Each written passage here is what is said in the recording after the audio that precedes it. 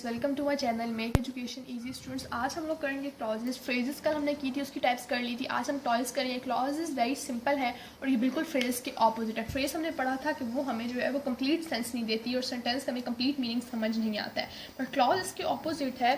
Clause are the group of words, phrases are also group of words and clauses are also the group of word, but they give complete sense. They give complete sense forming part of sentence. यानी जो sentence है हमें उसका complete meaning समझ आ रहा है, complete sense दी जा रही है। A part of sentence. ठीक है। अब एक और हमारे पास बात है कि जो हमारे पास सिंपल सेंटेंसेस होते हैं, सिंपल सेंटेंस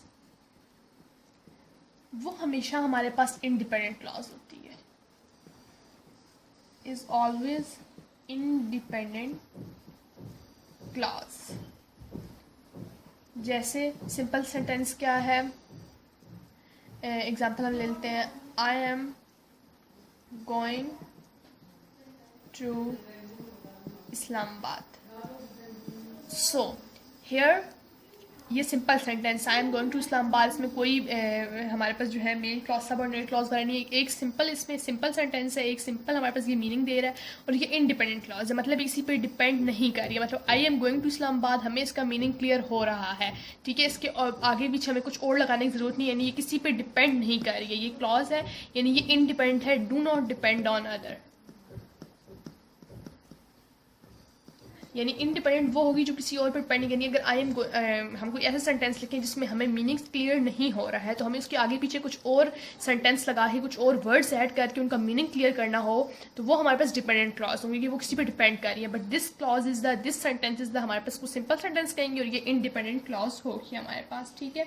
और हमें ये भी कह सकते हैं कि हर सेंटेंस में एटलीस्ट वन क्लॉज जो है वो लाजमी होती है।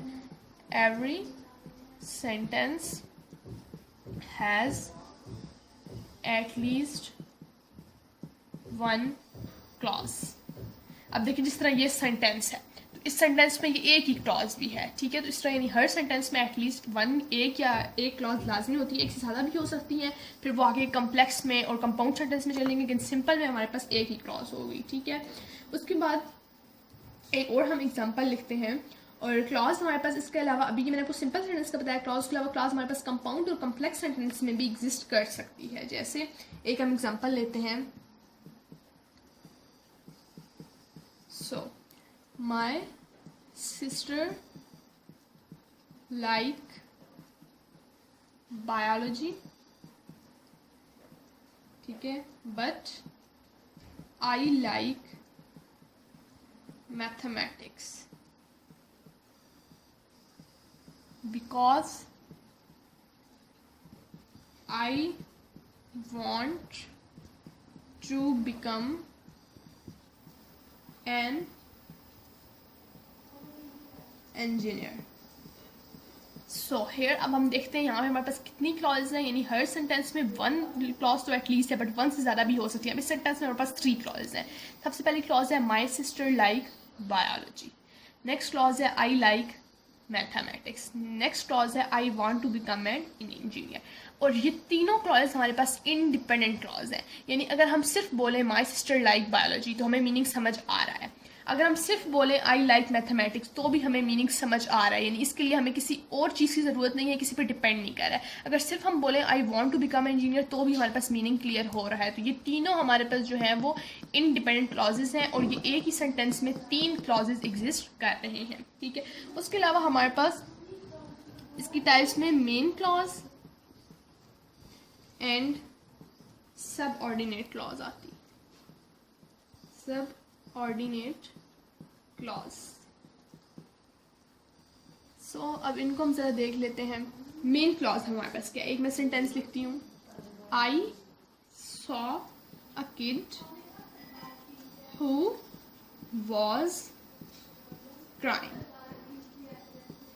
अब इस सेंटेंस में हमारे पास टू क्लॉजेस हैं, एक है आई सॉ अ किड, ठीक है, एक है हु वॉज क्राइंग, ठीक है। अब इसमें हमने देखना है कि मेन क्लॉज हमारे पास कौन सी है और और हमारे पास जो है वो सब ऑर्डिनेट क्लॉज कौन सी है। मेन क्लॉज हमारे पास कौन सी है, आई सॉ अ किड। अगर हम ये बोलें आई सॉ अ किड तो हमें मीनिंग क्लियर हो रहा है, ठीक है। यानी ये हमें इसके लिए किसी और चीज, अगर हम आगे हु वाज क्राइंग ना भी लगाएं तो आई सॉ अ किड भी हमें समझ में आ रही है, यानी ये इंडिपेंडेंट क्लॉज है। बट अगर हम सिर्फ लिखें हु वाज क्राइंग कि कौन रो रहा है, तो वो हमें समझ जाएगी जब तक हम पीछे ये इसका बैकवर्ड नहीं लगाएंगे। तो अगर सिर्फ हम लिखते हैं हुआ स्ट्राइक, इसका मतलब है ये हमारे पास डिपेंडेंट क्लॉज है, ये क्लॉज इस पर डिपेंड कर रही है, ये अकेली इसका कोई मीनिंग नहीं है, तो ये हमारे पास डिपेंडेंट क्लॉज होगी। बिकॉज अकेली इसका कोई मीनिंग नहीं होगा। अगर हम सिर्फ बोले हुआ स्ट्राइक तो हमें मीनिंग क्लियर नहीं होगा जब तक हमें आई सॉ अ किड पीछे ना लगाएं। तो इसलिए ये हमारे पास जो होगी वो डिपेंडेंट क्लॉज होगी, ठीक है। और जो हमारे पास मेन क्लॉज होती है, और आई सॉ अ किड अब हमारे पास होगी मेन क्लॉज। और मेन क्लॉज को ही हम क्या कहते हैं, इंडिपेंडेंट क्लॉज, इंडिपेंडेंट क्लॉज। तो अब आप लोगों को डिपेंडेंट और इंडिपेंडेंट का मीनिंग क्लियर हो जाना चाहिए। इंडिपेंडेंट को ही हम मेन क्लॉज कहते हैं। इसको हम मेन क्लॉज और इंडिपेंडेंट क्यों कह रहे हैं कि अगर आई सॉ किड हम अकेला बोलें तो भी अपने मीनिंग दे रहा है, हु वाज ट्राइंग अगर हम ना भी लिखें तो भी हमें समझ में आ रही है। बट अगली वाली जो हु वाज ट्राइंग है वो आई सॉ किड नहीं लिखेंगे तो वो पूरा मीनिंग नहीं देगी। मीन्स ये हमारे पास डिपेंडेंट क्लॉज है, ये उस मेन क्लॉज पर डिपेंड कर रही है, ठीक है। और उसके अलावा हमारे पास जो सेकंड क्लॉज है जैसे हु वाज ट्राइंग, तो ये हमें वही बात है कि कंप्लीट मीनिंग नहीं दे रही है, तो ये मेन क्लॉज पे हमारे पास डिपेंड कर रही है, इसलिए इसको हम जो है वो डिपेंडेंट कहते हैं। मेन क्लॉज को इंडिपेंडेंट और इसको डिपेंडेंट और सबऑर्डिनेट, सबऑर्डिनेट क्लॉज। सो ये मेन डिफरेंस है मेन क्लॉज और कुछ लोग बच्चे मिक्स कर देते हैं, उन्हें पता नहीं होता कि मेन को ही हम जो है इंडिपेंडेंट कहते हैं और डिपेंडेंट को हम सबऑर्डिनेट कहते हैं। तो ये आपने याद रखना है कि डिपेंडेंट क्लॉज सबऑर्डिनेट क्लॉज होती है और मेन क्लॉज हमारे पास इंडिपेंडेंट क्लॉज होती है। तो यही हमारे पास सिंपल सी जो है वो क्लॉज की टाइप्स हैं। तो ये थी मेरी आज की वीडियो। आई होप सो आज की वीडियो आपको अच्छी लगी होगी। अगर आपको वीडियो अच्छी लगती हैं तो वीडियोस को लाइक करें, चैनल को सब्सक्राइब करें और अपने फ्रेंड्स के साथ शेयर करें। नेक्स्ट वीडियो में आपसे मिलूंगी, तब तक के लिए अल्लाह।